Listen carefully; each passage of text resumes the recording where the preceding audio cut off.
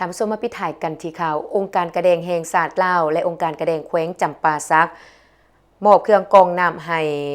พันธะทหารหาบที่24เมืองมุลประโมกวันที่25มีนาคม2026นี้องค์การกระแดงแห่งศาสตร์ลาวได้จัดพิธีมอบเครื่องกรองน้ำจำนวน100เครื่องรวมมูลค่า60ล้านกีบให้แก่กองพันทหารหาบที่24เมืองมุลประโมกแขวงจำปาสักเพื่อนำไปใส่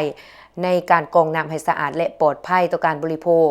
พิธีดังกล่าวได้จัดขึ้นอยู่ที่สโมสรกองพันโดยมีฐานคำลาวันจันทลาวันประธานองค์การกระแดงแห่งศาสตร์ลาวเป็นประธานพร้อมด้วยทานวัลเดชเกี่ยวจันทาประธานคณะกรรมการปกครองเมืองและคณะนำจากภาคส่วนที่เกี่ยวข้องกับร่วมอย่างพร้อมเพรียงในพิธีทานพันโทคำพาพมมาวันหัวหน้าหองการทหารกองพันทหารหาบที่24ได้รายงานโดยสังเขปเกี่ยวกับสภาพการจัดตั้งหน้าที่รับผิดชอบและผลการดำเนินเวียกงานโดยเฉพาะการรักษาความสงบตามชายแดน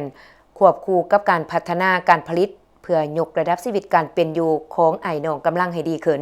ในโอกาสกล่าวมอบของทานคำลาวันจันทลาวันได้เน้นว่าเครื่องกรองน้ำเป็นอุปกรณ์ที่มีขนาดน้อยพกพาสะดวกและนำใส่ง่ายเพื่อเฮ็ดให้ไอ้น้องทหารมีน้ำใส่ที่สะอาดในการดำรงชีวิตโดยเฉพาะผู้ที่ประจำการอยู่แนวหน้าเพื่อปกป้องสุขภาพให้ปลอดภัยโดยการกล่าวรับของทานพันโทคำโอนซาวเวียงหัวหน้าของการกองพันทหารหาบที่24ได้แสดงความขอบใจและยืนยัน